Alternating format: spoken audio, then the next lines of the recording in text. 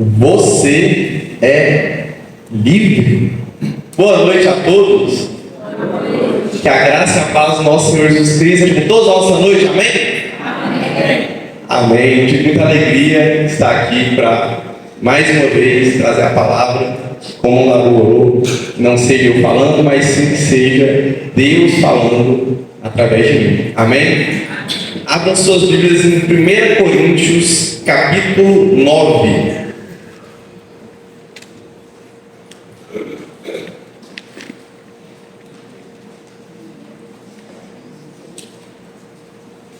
Texto para a nossa meditação hoje, nessa noite, em 1 Coríntios, capítulo 9, versículos 19 ao 27.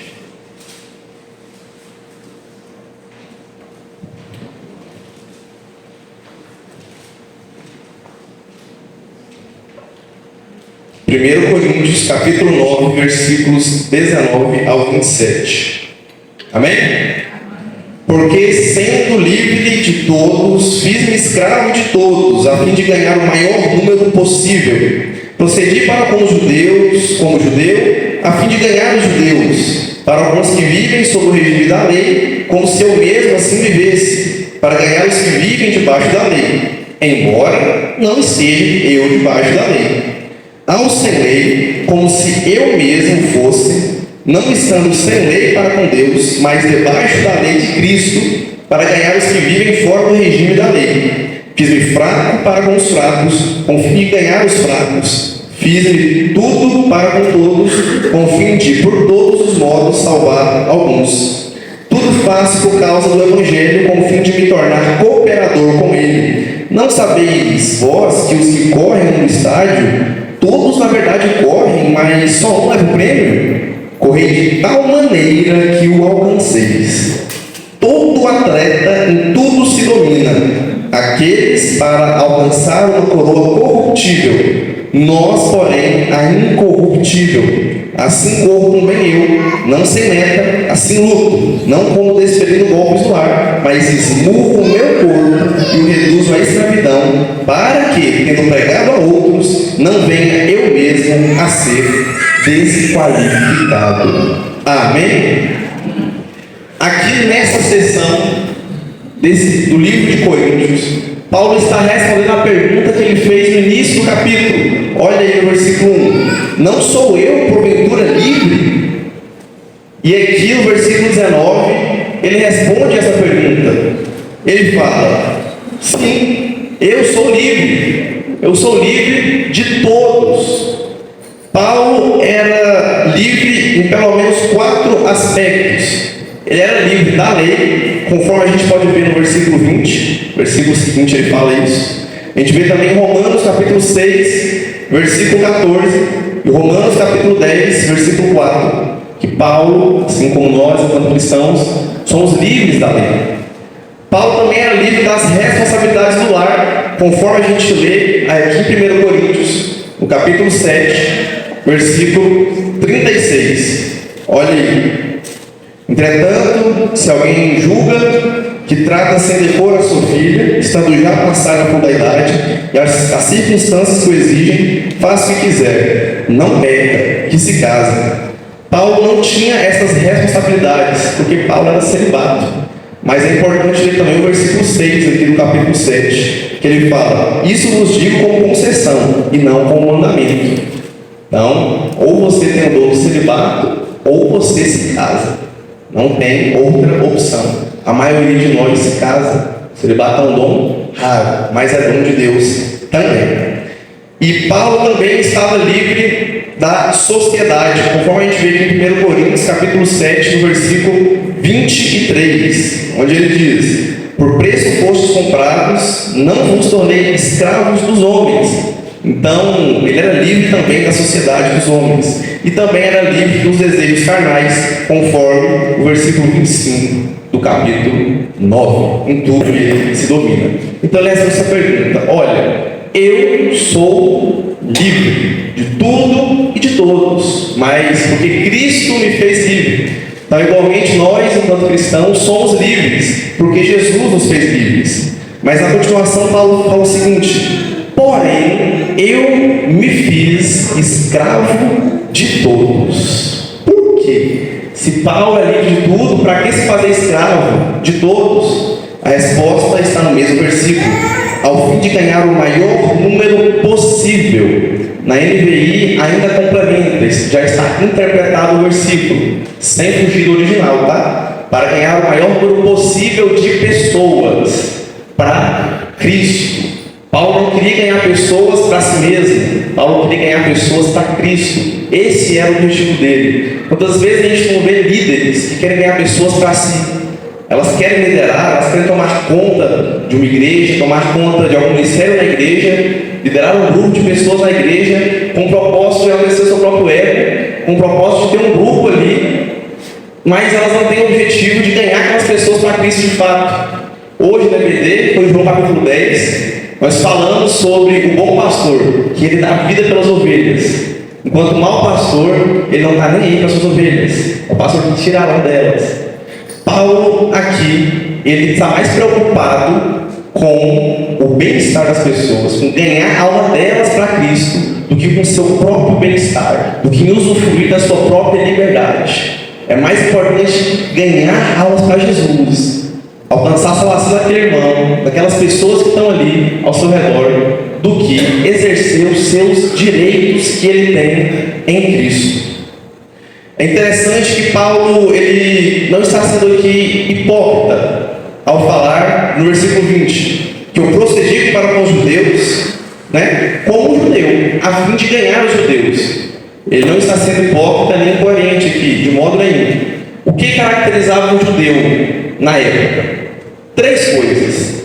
Primeiro, a dieta judaica, Judeus não comiam, por exemplo, carne de porco. É um dos exemplos. Tinha uma sequência de alimentos que eles não comiam. A dieta. Segundo, a participação nas festas e a guarda do sábado. Então, o judeu, raiz, vamos dizer assim, ele guardava o sábado e ele ia 3 vezes ao ano em Jerusalém, nas 3 festas. Festa das tendas ou dos tabernáculos. Ele ia para a festa de Pentecostes, a Páscoa. E, por último, o judeu era circuncidado. Tanto que a expressão, incircuncisos, é um termo pejorativo que os judeus usavam para se referir aos gentios, isso é, aos não-judeus. Então, os judeus tinham essas 3 características: dieta, guarda o sábado, participação em festas e a circuncisão. Então, Paulo era judeu, ele vem de origem judaica, ele próprio fala isso. Paulo, da tribo de Benjamim. Então, ele era circuncidado e ele guardava os rituais, das cerimônias da lei mosaica a fim de ganhar os judeus, mesmo ele entendendo e sabendo que ele não precisava daquilo como uma ação salvífica em sua vida, porque ele sabia que nós somos salvos pela graça, pela fé, e isso não vem de nós, isso é um dom de Deus.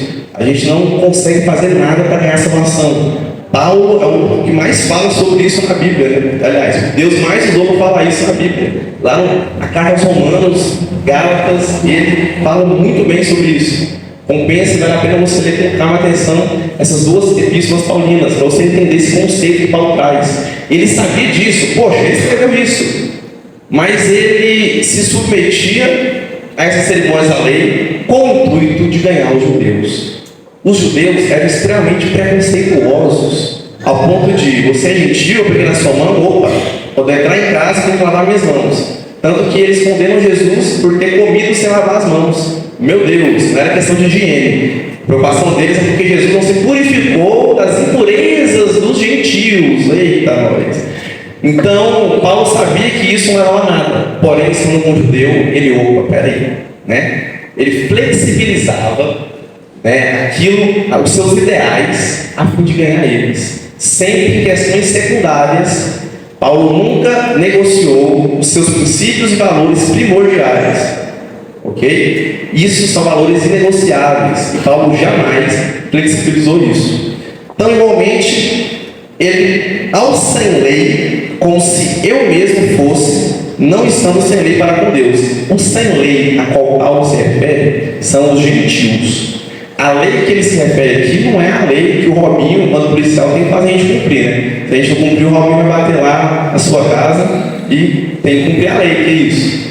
leva multa, vai ser preso, vai ser punido. A lei que Paulo fala aqui é a lei mosaica. E Paulo sabia e entendia que a lei mosaica apenas apontava para o Cristo que já veio. Cristo já tinha vindo, já tinha morrido, já tinha ressuscitado, tinha aparecido para Paulo no Damasco. Paulo sabia disso.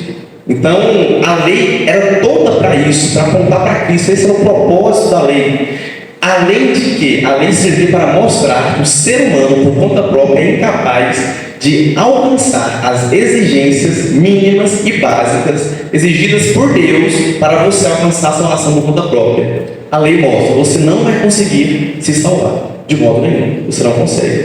Paulo sabia disso. E os gentios, eles não seguiam a lei mosaica, que tange aspecto moral, cerimonial e espiritual. Então, quando ele estava com os gentios, ele não seguia, porque ele sabia que isso não era necessário. Eles não eram fora da lei, não eram ordinários nem nada. E Paulo aqui, ele equilibra muito bem, que é uma dualidade, tem que ficar esperto. Tem dois extremos aqui.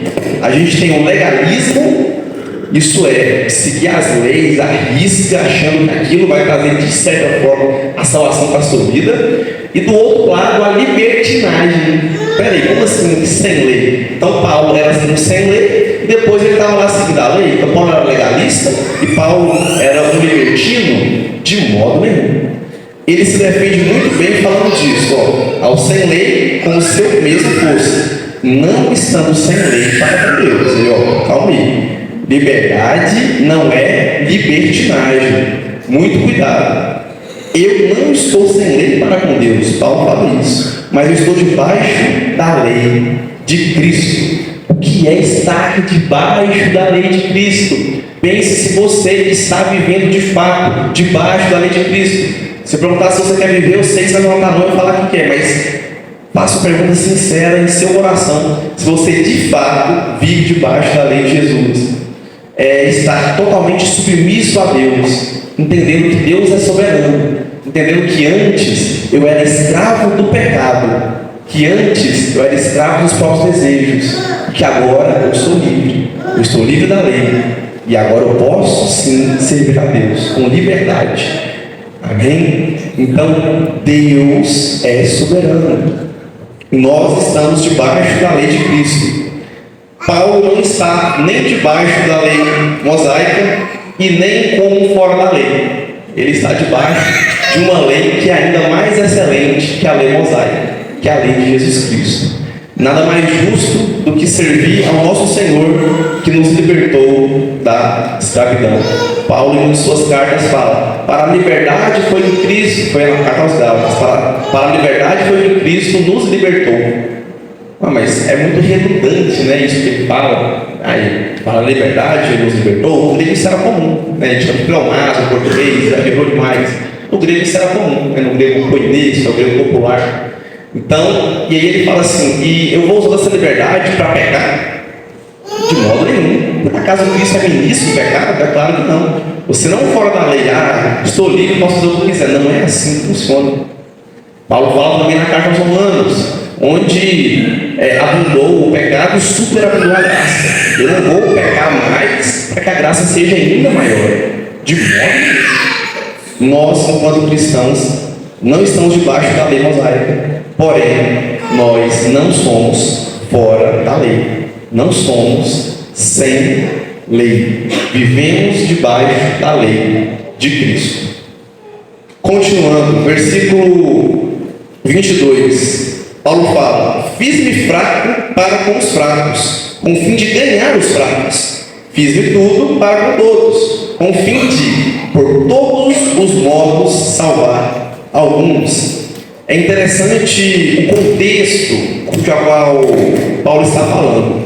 Lá no capítulo 8, ele fala acerca das coisas sacrificadas a ídolos, porque a igreja de Corinto, ela tinha feito 3 perguntas básicas para Paulo, sobre, eu posso comer carne sacrificada a ídolo, se eu não souber? E se eu souber? Eu posso comer lá? Eu posso comer fora de lá? Eu posso pegar e levar para casa e comer? E aí? O que eu faço? E aí Paulo responde essa pergunta muito bem, Porque assim, como que acontecia? Eles ofereciam lá em sacrifício aos deuses pagãos deles, e depois essa carne voltava para o açougue. Como era uma carne que, né, já tinha sido uma oferenda, era mais barata. E alguns membros tinham menos poder aquisitivo. Então, eles iam comprar a carne mais barata. E Paulo fala, ó, para critério de consciência, não pergunta a procedência não, rapaz. Compra, faz os juras e manda para dentro, né? É dentro. Não pergunta a procedência não. Por quê? Porque, por dois motivos. A gente tinha dois grupos. Um grupo que achava que, cara, isso é bobeira, tá de brincadeira, você pode comer de boa. Jesus considerou por todos os alimentos, e esse não está certo. Viu? Então, olha, pelo amor de Deus, e come. Eu não vou estar lá compactando com eles. Se eu estou no açougue lá, que é mais barato, fazer o quê? Amanhã, cada um seus problemas. Meu problema financeiro, eu vou comer a carne. Uai, não tem problema nenhum, não. Porém, tinha outro grupo que pensava o quê? Não pode. Isso é abominação perante os olhos do Senhor. Você estará em pecado se comer. Paulo se coloca no primeiro grupo. No grupo que Jesus purificou todos os alimentos, você pode comer de boa. E chama esse segundo grupo de fracos na fé. Fala que eles eram fracos. Então, os dois aspectos cuja Paulo fala, não pergunta a procedência. O primeiro, se você pertence a esse grupo, a sua consciência não vai permitir que você coma. Certo? Segundo, você pode, né, escandalizar aquele irmãozinho que está ali no segundo grupo, que ele vai olhar e falar, uai. Então, Paulo fala que em respeito aos fracos, ele se faz fraco. Ele não. Se o irmão acha que tem problema em comer, eu vou comer a presença dele, ponto. Você tem um amigo que é adventista, por exemplo, que não come carne de porco, você não vai chamar ele para sua casa e entregar um bacon suculento, pelo amor de Deus. Isso é falta de respeito. O que Paulo quer dizer com fracos? Os crentes que ele chama de fracos aqui eram os neófitos, isso é, os novos na fé, recém-convertidos, que não tinham suas convicções concretizadas ainda, ou ainda algum cristão que era deficiente de entendimento acerca das Escrituras. Infelizmente, a gente encontra cristãos de longa data que estão há anos na igreja e que tem esse problema, que não tem entendimento acerca de algumas coisas. E notem aqui que se fazer fraco pelos fracos, me fazer como judeu para ganhar os judeus, e não estar debaixo da lei dos judeus para ganhar os gentios, não é se assentar na roda dos escarnecedores, conforme o salmista fala lá no livro de Salmos, de número 1. Não é isso. Eu não vou no cabaré para ganhar as prostitutas para Cristo. Eu não vou andar com drogados e com bêbados para poder ganhá-los para Cristo. Eu não vou compactuar as coisas que eles. Cuidado, aqui é coisas secundárias, ok? Isso são valores inegociáveis. Paulo era flexível quanto às suas ideias, aquilo que era possível flexibilizar, a fim de estar com eles. Um exemplo bem simples, bem prático. Música, divide muitas opiniões, isso não é algo novo, isso é algo antigo, muito antigo.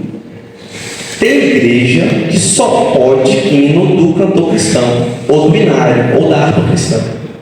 E tem irmãos que falam que essas músicas que o Robinho, a Mila, né, a Raquel aprendiam a cantar aqui, não pode, está errado. Só pode ser binário. Diante do irmão desse, chamado de fraco na fé, né, você não vai chegar lá e ouvir um Moisés perante Moisés, não, peraí, calma aí. E tem gente que mesmo que não é só ir no cantor cristão não, mas tem gente que ritmo é esse, que estilo é esse aí, tá muito animadinho essa música. Ah, rapaz, é obra do diabo, não pode não. Então, diante do irmão assim, você, não, beleza, eu não vou ouvir, não quero ser pedra de tropeço para essa pessoa, né? E nem ficar acusando a consciência dela, ok? Então, eu não tenho nenhum problema em deixar de ouvir essas músicas perto dessa pessoa, porque é mais importante ganhar ela para Cristo do que satisfazer meus próprios desejos. Paulo sacrifica a sua liberdade, ele é livre, mas ele se faz escravo para poder ganhar as pessoas para Cristo. Ele tem um propósito maior em tudo isso. Ele não sacrifica seus princípios para evangelizar, porém, ele se flexibiliza, porque isso vale a pena. Uma alma vale mais que o mundo todo. Versículo 23. Tudo faz por causa do Evangelho, com o fim de me tornar cooperador com ele. Então, o foco aqui é a mensagem, o foco aqui é a pregação do Evangelho, o foco aqui é fazer parte disso. E eu me lembro bem de Filipenses capítulo 1, que Paulo fala assim: olha, se eu morrer e estiver com Cristo, isso é incomparavelmente melhor, não tem coisa melhor que isso. Aí ele sente muito a morte de alguém. Jesus, que sabe disso mais do que nós, chorou a morte de Lázaro e o ressuscitou, com um propósito maior, claro. Mas Jesus chorou, mesmo sabendo que Lázaro estaria em um lugar bem melhor do que na terra. E Paulo fala: se eu estiver com Cristo, eu estou melhor, né? Eu, inclusive, falei isso, né? Quando o negócio tem falecido em 2020, falou: ó, ela está melhor que nós, só que a gente fica triste por perder alguém. Isso é normal, faz parte, é ser humano. E Paulo fala: só que tem um detalhe, se for para mim ficar vivo, gerando frutos, o que Paulo quer dizer com isso? Olha, presta atenção. Aí eu estou na dúvida. Peraí, Paulo, peraí. Você acabou de falar aqui, não tem nada que se compare com estar com Cristo, absolutamente nada. É a melhor coisa possível, era você estar morto e com Cristo, né? E aí você acabou de me falar que, tem uma outra coisa que te deixa indeciso. O que pode ser melhor, ou pelo menos igual a isso? Produzir frutos, evangelizar, ganhar almas para Jesus, cumprir o seu chamado, o seu ministério. E evangelizar é dever de todo cristão. Uns têm dom para ser pastor, uns têm dons para ser mestre, outros vão dar semestre para as crianças, outros têm um dom excepcional de servir. Mas todos têm que evangelizar, é o ritmo, e de pregar para todo mundo, e de fazer discípulos de todas as nações. Todos nós temos que pregar o Evangelho, isso é uma missão de todo cristão. Cristão que não prega o Evangelho é negligente, se é que é um cristão de fato. Paulo está em dúvida, e agora? E ele tem a sua escolha. Ele escolhe o quê? Ele prefere estar aqui, sofrendo, preso, sendo atacado por feras, correndo risco de vida, tendo que fugir, para poder pregar o Evangelho. Paulo sacrifica tudo, sua vida, sacrifica a sua liberdade, porque ele quer pregar o Evangelho. Esse é o foco maior dele. Você tem sido cooperador do Evangelho? Olha, para ser cooperador, eu vou fazer uma outra pergunta. O que você tem feito para cooperar com o Evangelho? Tem uma água aqui, ó. Quem a Mila colocou, né? Se não me engano, né? Gente, isso aqui já é serviço, já ajuda, né? Uma água que você pega, uma cadeira, a gente está falando sobre isso de jovem.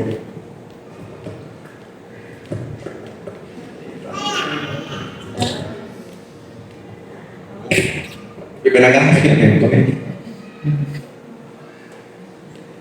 É serviço. É serviço. É servir a Deus na igreja. Você pode servir de tantas formas. Um slide que você passa, ou um slide que você faz, é serviço. A gente vê serviço só quando está aqui na frente, tocando, louvando, pregando, fazendo alguma coisa. Não.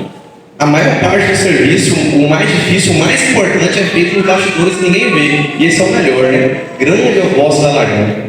Eu estou aqui na frente, eu estou recebendo o galardão já, né? O bom é quando a mão direita faz e a esquerda fica sabendo. Porque aí sim o seu galardão é grande.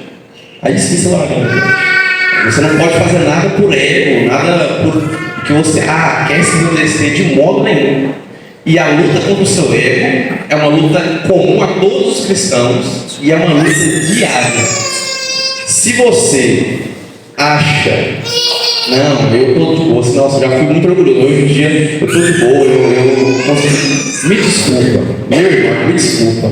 Você perdeu para você mesmo, é sério. Se você acha que você não precisa lutar com o seu ego, você perdeu. É necessário que todo cristão faça uma autoanálise de si mesmo sempre, constantemente. Porque o nosso ego, todos os dias, está com a gente. Porque não dá, Paulo fala que a carne milita contra o espírito. Expressão de guerra, militar. Isso é todos os dias. E o orgulho é um dos piores pecados.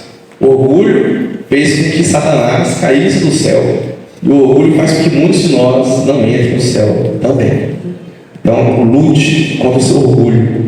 Paulo dá uma aula disso aqui.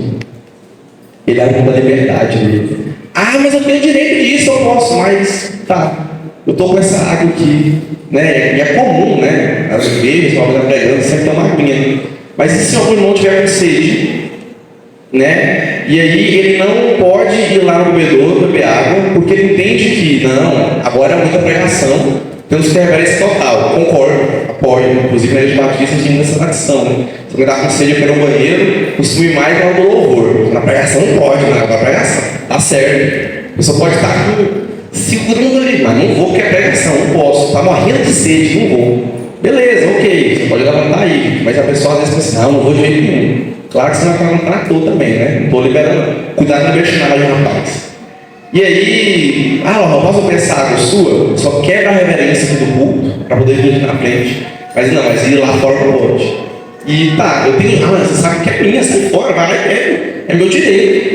Não é minha. Não. Qual o problema? Nem eu fico com sede aqui a pregação inteira. Mas se faça fraco pelos fracos. Abra mão dos seus direitos, da sua liberdade. Se for para ganhar alma para Cristo, se for em prol do Evangelho, para você ser uma cooperador do Evangelho, sempre vale a pena. Amém?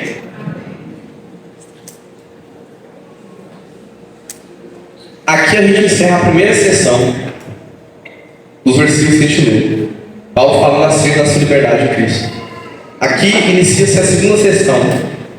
Por mais que algumas Bíblias eles dividem a partir do versículo 25, né? Eu gosto de dividir a partir do versículo 24. A segunda sessão aqui é a metáfora do atleta. Paulo começa a falar sobre um atleta. Versículo 24. Não sabeis vós que os que correm no estádio, todos na verdade correm, mas só um leva o prêmio? Correr de tal maneira que o alcanceis. Paulo que faz referência às Olimpíadas que aconteciam. Grécia Antiga e Olimpíadas é algo que combina muito, né? Todo mundo estudou em história, todo mundo sabe, pelo menos o básico da origem das Olimpíadas. Começou lá. E esses jogos aqui de Coríntios, a qual Paulo está se referindo, eles aconteceram cerca de 2 ou 3 anos. E o vencedor ganhava uma coroa de ouro, olha que legal. E ele era constituído de 5 categorias. Era o salto, lançamento de disco, corrida, luta de boxe e luta livre. Por isso Paulo usa a analogia de um corredor e Paulo usa a analogia de um lutador. Então ele traz esse atleta. E era necessário êxito em pelo menos 4 das 5 modalidades para alcançar a vitória.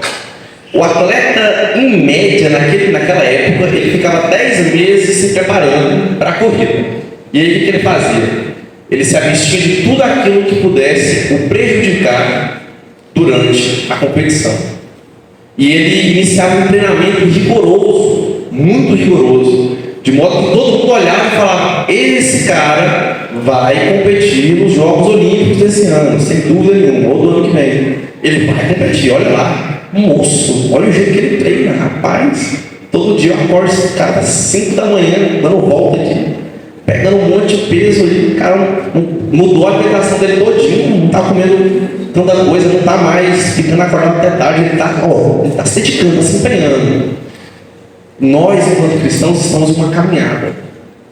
É uma caminhada. Jesus é o caminho, não é? A gente está caminhando. Inclusive, na cultura judaica, eles tinham esse conceito de que a vida, o tempo, para eles, era um caminho que você tinha que percorrer. Por isso que Jesus, quando fala assim, não seja ansioso, você não pode ser ansioso, qual mais ansioso que seja para acrescentar um côvado ao curso de sua vida. Ou um côvado na medida de distância, não é de tempo. Como assim? Traduzindo para o nosso contexto, é falar assim: o mais ansioso você seja, você não pode aumentar sequer 1 minuto no curso de sua vida. Porque na cultura judaica eles tinham essa ideia do caminho. Então é uma caminhada, é uma maratona, é uma corrida, é uma luta. Paulo traz a analogia da luta com as trevas, da luta contra o seu ego, da luta contra você mesmo. Então é uma caminhada. Como você tem se preparado para essa caminhada? No meio do caminho você vai encontrar dificuldades. No meio do caminho você vai encontrar pessoas que precisam entrar no caminho e andar no caminho também. Como você se comporta perante isso? Como você se prepara? Você simplesmente fica de boa, acomodado, no seu banco, tranquilo, e aí quando chega o dia das Olimpíadas você não está preparado, você não tem preparo nenhum, Você não se absteve de nada que pudesse te fazer mal, e eu não vou nem comentar sobre o que é. Todos aqui têm uma noção mínima do que é o que pode fazer mal a você. Tudo aquilo que é pecado, tudo aquilo que te afasta de Deus, faz mal para você, prejudica sua caminhada cristã. Pessoas, ações, filmes, livros, séries, algumas conversas, alguns pensamentos te afastam de Deus e prejudicam sua caminhada. E a falta de preparo, como se preparar então? Ó, rapaz, tudo começa pela Bíblia. Estuda esse livro, debruce. Venha aos cultos, esteja em comunhão, em casa, ore, tenha uma prática, tenha um bom relacionamento com Deus. Louve ao Senhor genuinamente, o louvor está aqui no teu coração, não é só cantar por cantar não, pelo amor de Deus, gente. Inclusive, tia França ensina livros para a gente, eu amo livros. Livros é muito bom, é uma forma de louvar a Deus. É interessante que às vezes ela contextualiza, né, algumas palavras que estão sendo cantadas. Teve um específico que ela fez, eu usava aqui tem 2 semanas essa, que essa aqui me tocou muito.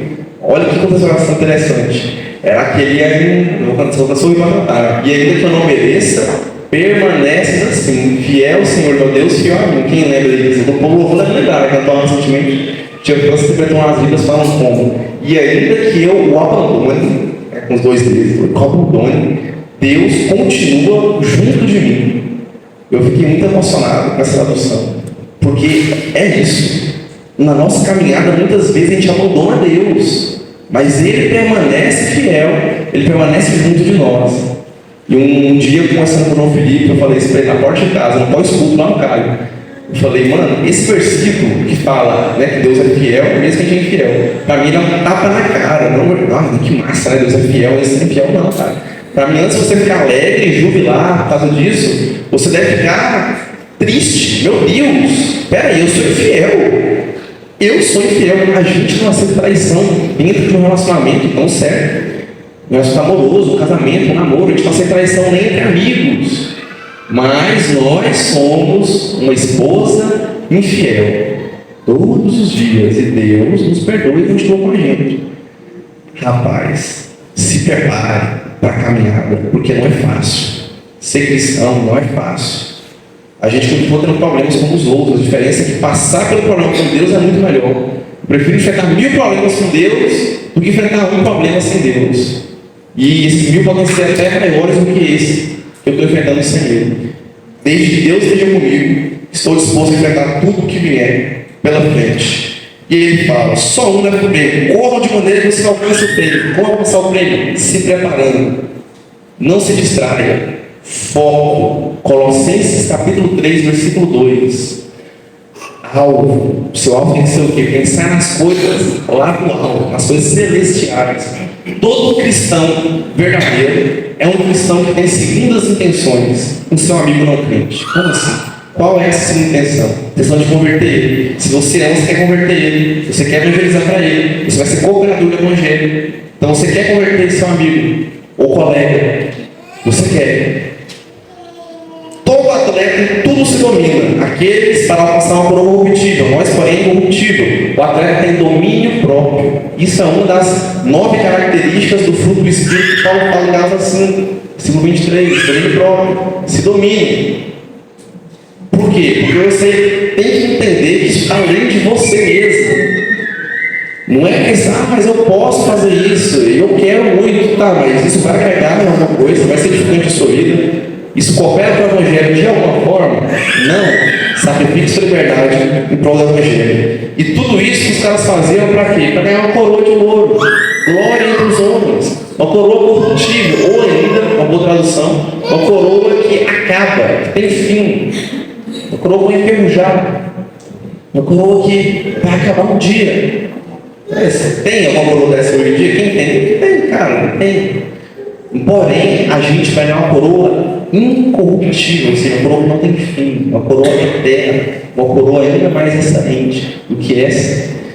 Paulo vai falar o seguinte, mano, se os caras estão se matando ali para poder ganhar um negócio que vai acabar, nós que estamos aqui caminhando e lutando para ganhar algo que é excelente, nossa, é muito maior. Aí comparavelmente melhor qualquer coisa, Vamos levar de qualquer jeito? Vamos levar na brincadeira? De modo nenhum.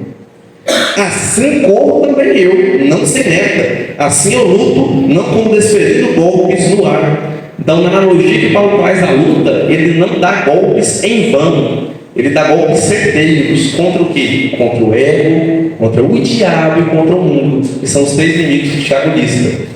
Você mesmo, você é seu inimigo. Então acerte aquilo que te afasta de Deus, as influências do mundo, e acerte também as tentações que o diabo faz com você. Dê um golpe, derruba, vença, seja um bom atleta, seja um bom lutador.